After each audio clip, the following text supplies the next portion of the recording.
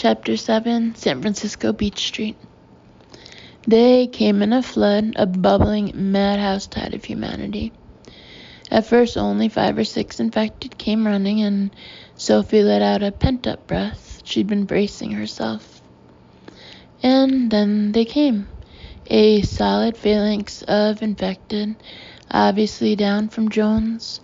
So many they erupted right into Beach and left toward Ghirardelli Square. With a raised eyebrow at John, Sophie pushed the button that cracked the window open a little, just enough to stick her head out. She pulled her head back in immediately, terrified. It was like a river in full spate, spilling over sidewalks, down every single road, rising on the backs of the fallen, some almost reaching the 2nd floor. When the river of infected reached Beach, she closed the window back shut.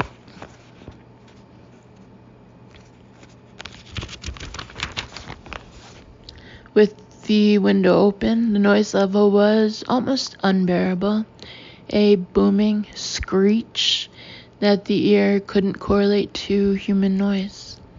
It was more like a huge piece of broken machinery.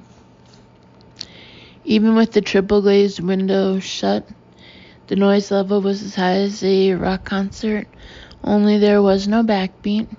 There was no beat at all, nothing rational, just loud noise emanating from once human throats.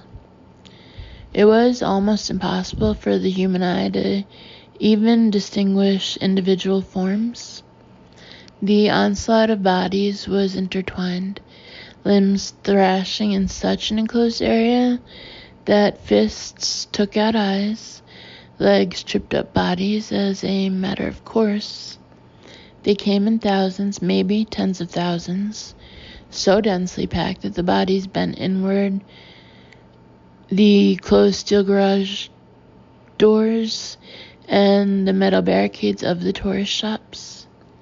Men in suits, students in t-shirts, housewives, children of all races. They all looked alike in a horrible way, all reduced to violent, mindless beings, all with the same look on their blood-streaked faces. Eyes open so wide, the whites were visible all around the irises, mouths open to emit those ululating howls, heads swiveling. Sophie surreptitiously wiped damp hands on her yoga pants and asked, voice low, "Can you take a temperature reading on the scanner?" She didn't dare look at John. She didn't want him to see the horror she felt. She had to keep some kind of detachment. She had to close down her heart, that part of her that couldn't bear to watch what was happening below. "I can't read individual temperatures," John answered, "but I have a general thermal reading of 102.5 degrees. If that's the average, some will be over 104. That's not sustainable for long.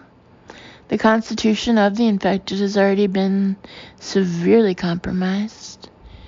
They both watched the violent scenes below, that dark mass of bodies swarming, killing, dying. They would all die soon.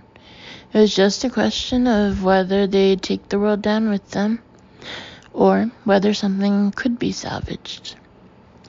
"Hand me your scanner, please." John handed it over silently. Sophie reached the menu that would show heart rates, but all she saw was a flow of 3-digit numbers, too fast to pinpoint any one number. "I can't tell individual rates. There are too many of them, but they are all accelerated." She handed it back. "Is the record function on?" John held it up. "It is now." Sophie wiped her mind of everything but scientific detachment and spoke clearly for the record.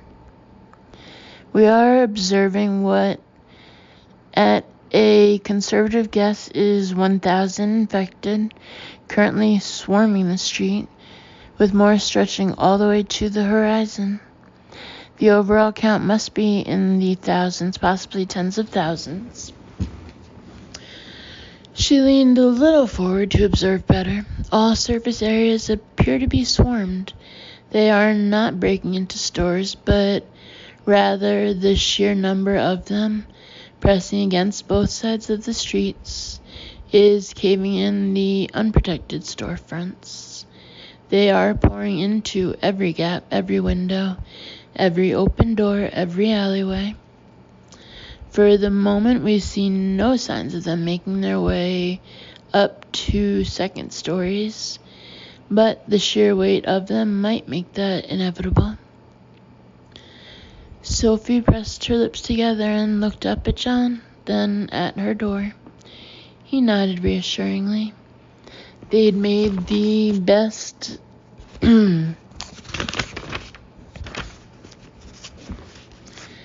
barricade they could, and her door had a titanium core.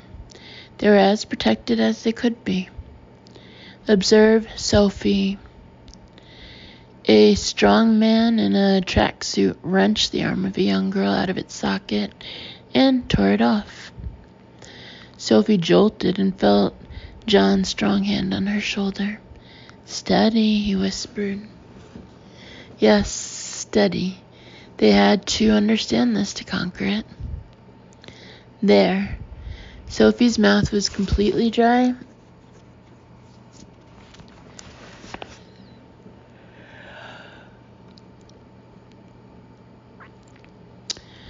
And she had to lick her lips. There is a strong tropism in action. The infected battle violently with each other, but they are sticking close together. She tried to study the faces running past.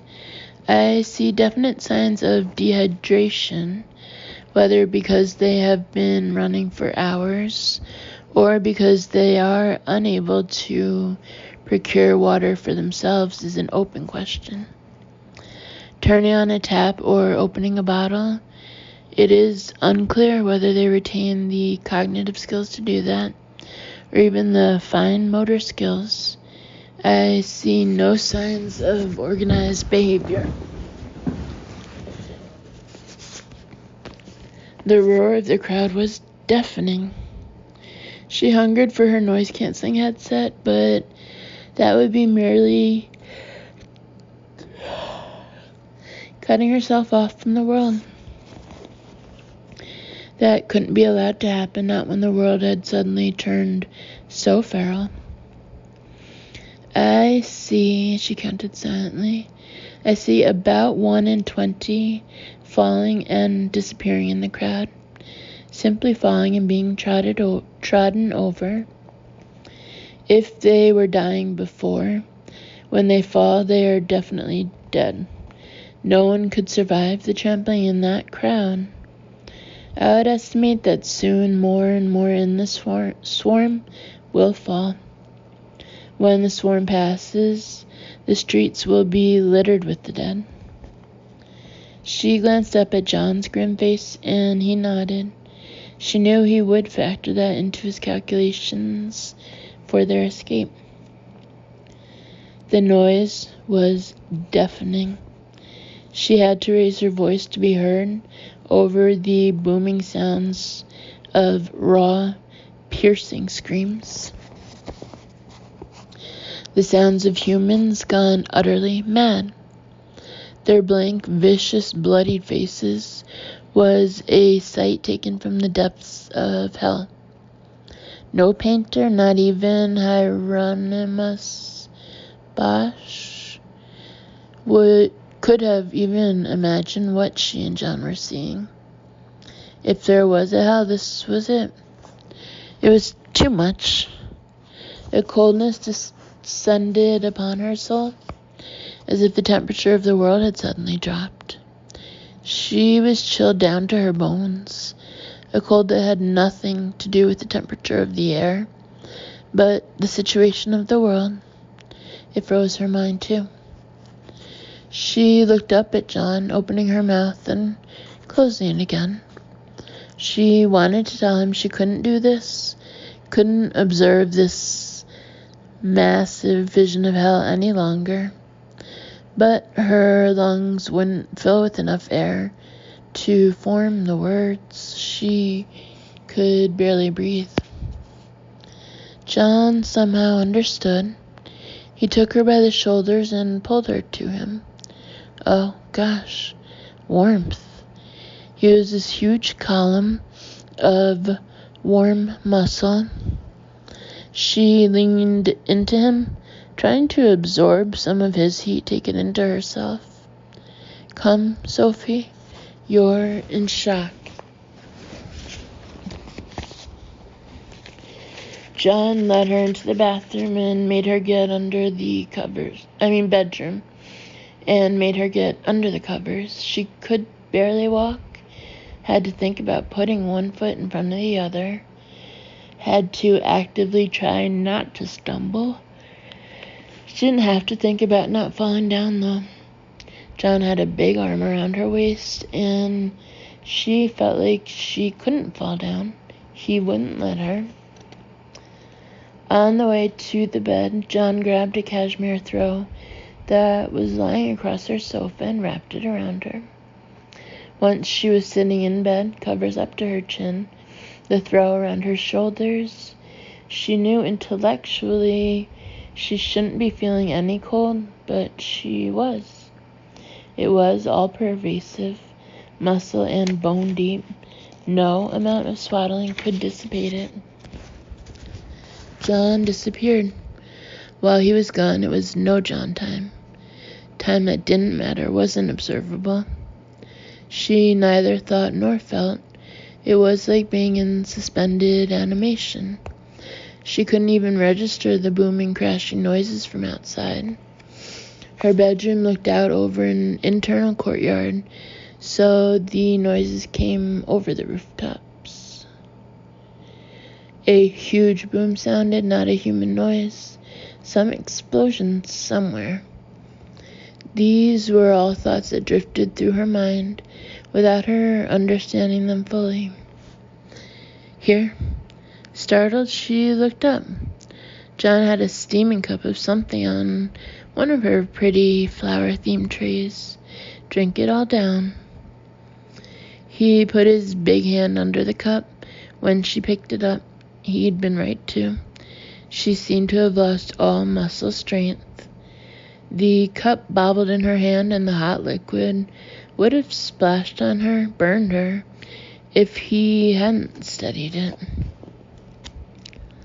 His eyes were as steady as his hands. Drink, he said quietly. She drank, coughed.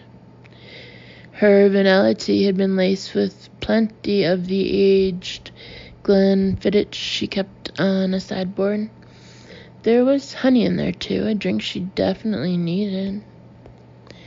He stood by the bedside until she drank the entire concoction, then moved to the other side of the bed, removed his boots, and got under the covers with her. With his back against the headboard, he reached for her, snuggled her against him. The hot tea, the hot man, warmth penetrated, and with it, the numbness that had protected her dissipated. It was all too much. She turned her face into his shoulder and wept. John held Sophie as she cried. It wasn't an emotional crying jag like some women had to get rid of stress. This was harsher, deeper, more desperate. It was a lament for the world. It was endless, bottomless grief. He didn't even try to shush her or comfort her with words. There were no words anyway. He simply held her. He held her at that moment not as a man held a woman he was falling for, but as a comrade held a fallen teammate. Sophie was grievously wounded, and if the wound wasn't actually bleeding, it was deadly nonetheless. Sophie cried as if something inside her was broken beyond healing. John understood that down to his bones. His world had been broken beyond healing in childhood. She had one hand clutching his neck and the other holding his side. He held her tightly, one hand along her narrow back, feeling the stuttering rise and fall of her back as she sobbed and gasped for air. She was crying with her entire body, every muscle clenched in grief. In her bedroom, the sounds of the world outside were muted, her sobs audible above the shrieks and yells of the infected. John held her more tightly. The world was drowning, and the woman who held the key to healing was grieving in his arms. They had a perilous mission to undertake. She needed to vent her emotions now, in a safe environment, in his arms. A meltdown like this in the field would be deadly. He couldn't fault her, though. The depth of her sorrow was a sign of the depth of her emotions. She wouldn't be what she was if she couldn't feel the horror of what was happening down to her very soul. Some primordial instinct told John